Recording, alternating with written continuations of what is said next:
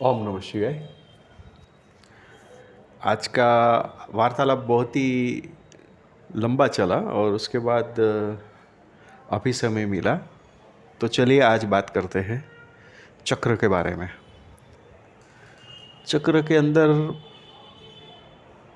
शास्त्र में, आध्यात्मिकता में गुरु ने, धर्मगुरु ने और जितने भी लोगों ने अनुभव किया है या कहीं से जाना है या कहीं पे पढ़ लिया है, हम उस पे नहीं जाते हैं। किन किन लोगों ने अनुभूति कैसे होती उसके बारे में भी बात किया है। किन किन लोगों ने पढ़ी लिखाई समझी अनुभव वाली बात, या जैसे भी करके इस चीज़ के ऊपर जहाँ तक उसका अनुभव हो या किसी से रेफरेंस लेके चक्र क्या है उसके बारे में जानने की या बताने की कोशिश की है। क्योंकि आप कुमार ज्ञान से जुड़े हो तो हमारा तो कोशिश यही रहता है कि कुछ अलग से बात को बताया जाए। बात तो वही होती है पर उसको अलग तरह से कैसे बताया जाए जो अनुभूत हो या अनुभव कर सके। तो कई कई बार लोगों से बातचीत होती थी तो चक्र के बारे में सवाल, क्योंकि होता ऐसा है कि जब तक अनुभव में नहीं आता है तब तक सवाल और सवाल और सवाल आता रहता है। तो फिर मैंने सोचा कि चलो चक्रों का सीधा ही अनुभव क्यों न कराया जाए आम लोगों को। तो चलिए आज उसी पे बात करते हैं। देखिए,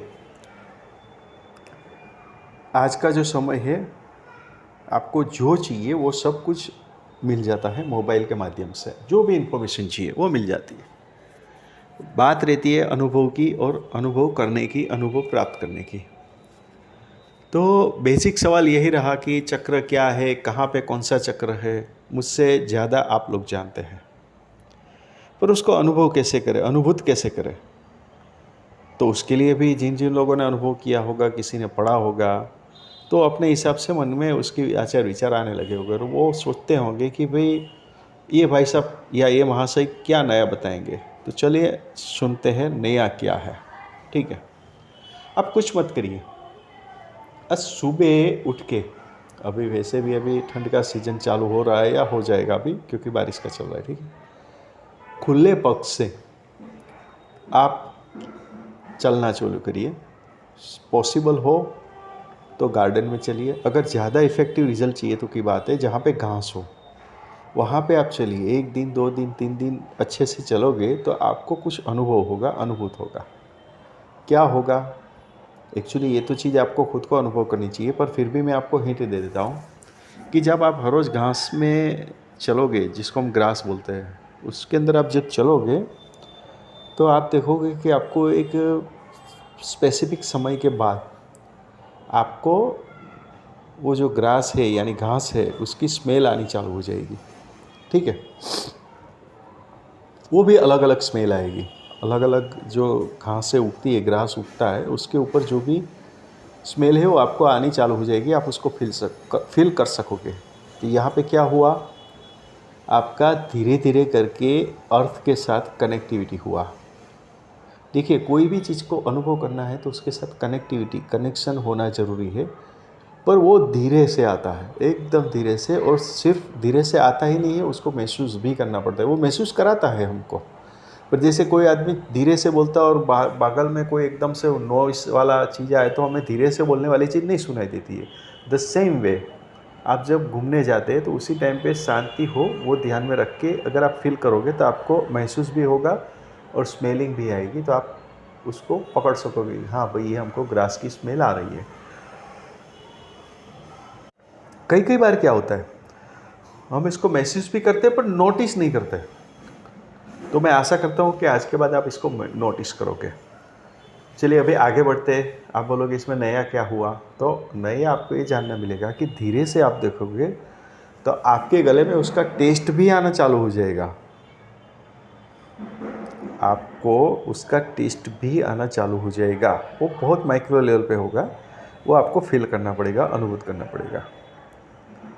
तो यहाँ पे क्या होता है, कोई बोलेगा हाँ हमें होता है, कोई बोलेगा नहीं होता है, किसी को ज़्यादा होगा, किसी को कम होगा, किसी को सिर्फ नोटिसेबल होगा। तो वो डिफाइन करता है आपका चक्र जो है वो कितना एक्टिव है या नहीं है। ठीक है, पहली बात आप एक समझ लो कि शरीर के अंदर हर एक चक्र एक्टिव है ही। कितना एक्टिव है वो उसकी उपयोगिता के ऊपर है। जितना हमने उसका उपयोगिता रेगुलर लाइफ टाइम में ज़रूर है, उसके हिसाब से उसका एक्टिवेशन रहता है। और उससे ज़्यादा अगर हमको उसको एक्टिव करना है तो ये सब प्रक्रियाएं हैं। तो आप देखोगे कि हर एक चीज़ का आपको फीलिंग्स चालू हो जाएगा, और वो ऊपर से लेके नीचे तक जो भी चक्र है वो उसको असर करता रहेगा और वो असर दिखाता रहेगा। तो ये एक उसका आइडेंटिफिकेशन है कनेक्टिविटी का, पृथ्वी तत्व का आपके साथ मिलने का। अभी कुछ साबिती भी चाहिए, तो साबिती में आप देखोगे तो हम जब अपने जो भगवान होते हैं गॉड, उसके हम फोटो देखते हैं, तो जब वो साधना में होते हैं या कहीं पे, अपने भगवान शंकर जी को ही ले लेते हैं, तो भगवान शंकर जी जब बैठे होते तो कभी आपने देखा होगा कि लेफ्ट पैर जो है वो नीचे ज़मीन पर टच किया है, कभी कभी कोई जगह पे आपको राइट पैर टच किया दिखाएंगे, या कभी कभी दोनों पैर नीचे टच किया हुआ दिखाएंगे। तो ये मुद्राएं है। हम लोग क्या करते हैं, उसको देखते हैं, देख के क्या सोचते हैं कि चलो भाई ये कोई अलग पोज, अपने अभी जो मॉडर्न लैंग्वेज पोज वाली है, ये अलग पोज से उसका फ़ोटो लिया गया है या फ़ोटो दौड़ा गया है। ऐसा नहीं है, उसके पीछे साइंस है। हमें और आपको सबको पता है कि लेफ्ट जो अपना जो पुरुष का जो पूरा बॉडी होता है, इसमें जो लेफ्ट बॉडी का पार्ट होता है उसको स्त्री तत्व गिना जाता है, राइट को पुरुष तत्व गिना जाता है। आगे अभी डिटेल्स में मैं नहीं जाता हूँ, आप सब लोग जानते हैं। तो उसके रिलेवेंट जो तत्व हमें चाहिए पृथ्वी में से कनेक्टिव होने के बाद, तब उसको अर्थिंग जिसको हम बोलते हैं, उस हिसाब से कनेक्ट किया जाता है, यानी कि ज़मीन के ऊपर पैर रख के, खुला पैर रख के। तो वो अपने आप उसके बाद की जो साधना प्रक्रिया है उसमें अपडेशन चालू हो जाता है। तो दूसरी बात यहाँ पे ये पता चली कि मुद्राओं का भी कितना महत्व है। तीसरी बात अब हम लोग ये देखेंगे कि ये जो सब छोटी छोटी नोटिसेबल क्रिया है, रिमार्केबल क्रिया है, जिसके ऊपर हमारा कभी ध्यान नहीं जाता, और कई लोग स्वयंभूत करते रहते हैं या कोई लोग इसको इग्नोर करके चलते हैं। तो इसके ऊपर परिणाम की, रिजल्ट की डिपेंडेंसी होती है, और इसके ऊपर से ही रिजल्ट डिसाइड होता है कितनी किसी को साधना में सफलता मिली, नहीं मिली। तो ये बात हमें ध्यान में रखनी है। इससे क्या होता है, हम लोग जो चक्र है हमारे शरीर में उसको ज़्यादा स्पॉन्चिंग कर रहे होते हैं। स्पॉन्चिंग करने से क्या होता है, वो चक्र की जो उपयोगिता है वो बढ़ जाती है। यानी कि चक्र को एक्टिव करने का, यानी कि ज़्यादा एक्टिव करने का जो महत्व है वो यही है कि उससे स्पॉन्चिंग करने से उसकी एक्टिवेशन ज़्यादा हो जाती है, वाइब्रेशंस ज़्यादा हो जाता है, यानी कनेक्टिविटी ज़्यादा हो जाएगी। कनेक्टिविटी ज़्यादा हो जाएगी तो उसकी असर यानी परिणाम जो है सबसे पहले अपने शरीर पर दिखेंगे, और उसके बाद भी हम उसकी ज़्यादा प्रैक्टिस करते हैं तो वो एक चमत्कारिक रूप से हमारे हाथ से होने लगती है। कई बार हम लोग नहीं देखते हैं कि कोई साधु संत कोई रोग ऐसे ही मटा देता है, हाथ लगाते हैं और रोग मुझे क्यों? क्योंकि उसके अंदर वो तत्व है, वो प्रचुर मात्रा में पड़े होते हैं। वो जैसे ही जब सिर के ऊपर हाथ रखते हैं तो होता क्या है कि वो जो उसके अंदर लेकिंग ऑफ है, यानी कि जो कम हो रहा है, जो वाइब्रेशन या जो उसको चाहिए, जो तत्व चाहिए, वो जो जिसको रोगिष्ठ है उसमें कम होता है। तो जब ये हाथ से उसको स्पर्श करते हैं तो वो जो तत्व चाहिए वो इसके पृथ्वी में से इस शरीर के माध्यम से, जो साधु लोग हैं उसके शरीर के माध्यम से ट्रांसफ़र होके दूसरे में चले जाते हैं। जैसे हम अर्थिंग करते हैं ना, एक plus electric wire minus electric wire दोनों को बीच में जब बल्ब लगा देते हैं तो बल्ब जलता है।